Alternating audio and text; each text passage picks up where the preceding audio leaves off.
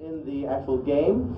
And if you walk up and get closer and press the fire button, instead of firing his gun at her, he will whip out some cash. She'll open up her shirt and show some T-tops with little tassels on them. And that didn't make a lot of people happy. And what you gotta remember, on, but I thought it'd be funnier to put the block over it. Yeah. Censored. What you gotta remember is in 1995, the mindset people had about video games.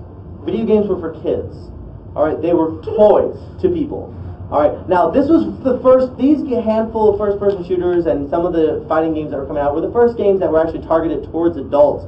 But still, the general mass market that didn't play video games, they viewed them as toys. So this would be like your Teddy Ruxpin or your Domo. You squeeze it, and it says, "Kill all the Jews." Like it would be very shocking. The Domo told me to kill him. Yeah, like so.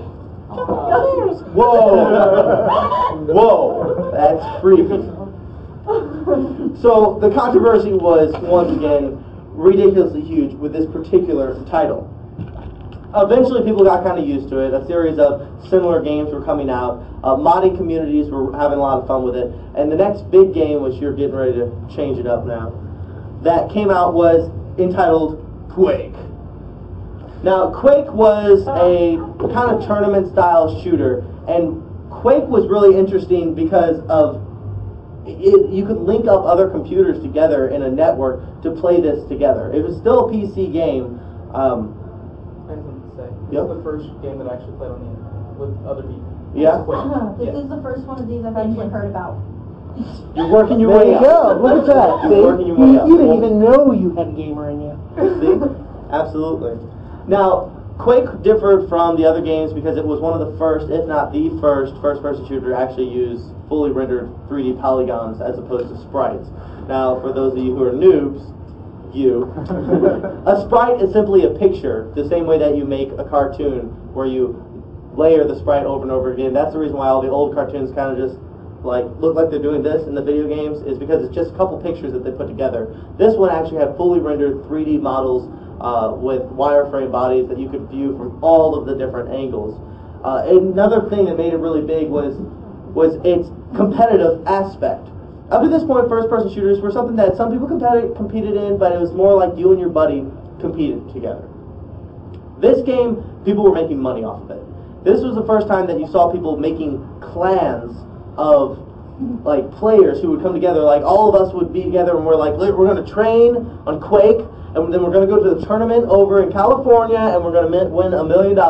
And this game really brought the competitive edge into gaming. Until this point, pretty much competing in gaming was basically either you competed in points or fighting games. This was also one of the first cyber cafe games to really kind of pick up, where they could actually set up computers, put them on, let them play against each other.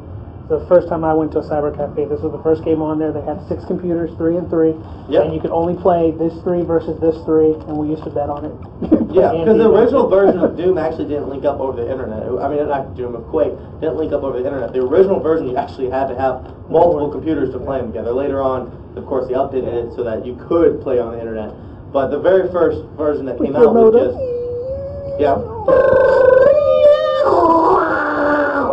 Welcome to AOL. You still have dial-up at your dad? Okay, here's what you do. You walk up to your dad and say, "What's wrong with you?" Wireless costs the same as dial-up, Dad. Get with the program. I have a laptop in Chris's mom's car. According to my dad, they can't afford it. I've told them that they're really cheap. $15. Yeah. They do, apparently. I'm stuck with. Alright, so that game was made in 1996. The following year, a groundbreaking first-person shooter. Of course. It had to be Nintendo. Sorry, you can't deny it. Nintendo was gas. Super important when it comes to first-person shooters. Right? This game, by the way, if you're studying video game history, influences nearly every genre in some way, shape, or form because of how deep the actual gameplay went. First thing, this is the first successful home console first-person shooter. Up to this point, home consoles all had D-pads, except for your Ataris and things like that, but their control sticks were basically garbage, and they couldn't push this kind of graphics. But its analog control allowed you to have What? I'm gonna close the door. Oh, okay. Its analog control allows you to have full control over your character. Now, what you need to understand, analog is just a term that means basically like you're controlling it. But the analog stick on this particular one, if you pressed it softly, your character would walk. You pressed it a little hard, they would jog, and then you pressed it really hard forward, and they'd haul ass and really run across the field. And you could do this. Another thing that was big about this game was its split-screen multiplayer. That up to this point, all the multiplayer games, you basically had to either link up through the internet, which was dial-up at the time, so it was a slow, long, drawn-out process to link up, or you had to have multiple computers sitting right next to each other, which is a challenge in and of itself, lugging big, humongous computers from 1995 and putting them all together. This one, you just sat down, you grabbed your 4 controllers, just like we did in our first tournament. That was our first one, right? That was just like we did in our first tournament. Everyone just sits down, plays the game. They split the screen into 4 screens, and each player takes control of one of the 4 characters, and basically you go for death matches. There's a bunch of other ways to play. There's a lot of deep mechanics behind it, but the most important thing about this game, as far as first-person shooters are concerned, was it was task-driven, which was a new thing, because first-person shooters mostly involved, their tasks were like, find the blue key card. This one was actually, I had to retrieve this particular document, I need to bring it from point A to point B, and I have to kill this person before I leave the level. And they would get progressively harder. So this task-oriented gameplay mechanic was brought to it. And then on a simpler but much more influential note, the analog control and the 4 split screen, which actually didn't stay very long in video games, but it's basically put in every video game developer's mind, oh, we need to make a way that people can play together really, really easily. And so that is basically why GoldenEye is always in video game history, because it's pretty deep. Which brings us to our next game, which is Half-Life. Which is amazing. Half-Life is one of those games that people either hate it or they love it. It's really interesting to see. It's really interesting to see how people debate about this game.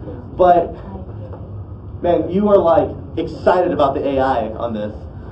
He's like, oh, amazing AI. Which is really why. It was the first game where the actual AI would pay attention to what you're doing and then like hide and wait for you. Because I mean, when they first like started talking about their AI, nobody believed them. Because they were saying, oh, our AI is going to be able to, if you throw something at them, they'll be able to think to pick it up and throw it back at you. And everyone was like, yeah, right. No, that's not going to happen. That's not how it happens. Everyone knows that the bad guy just runs at you and shoots in a general direction and always misses you. But this game actually had amazing AI that would duck and hide from you and strategize based on what it is you were doing. If you were running a gunner, they would play a different game than if you were hiding around. And it was just really important. And AI is artificial intelligence for you noobs. I knew that. I did too. There you go, 1 point.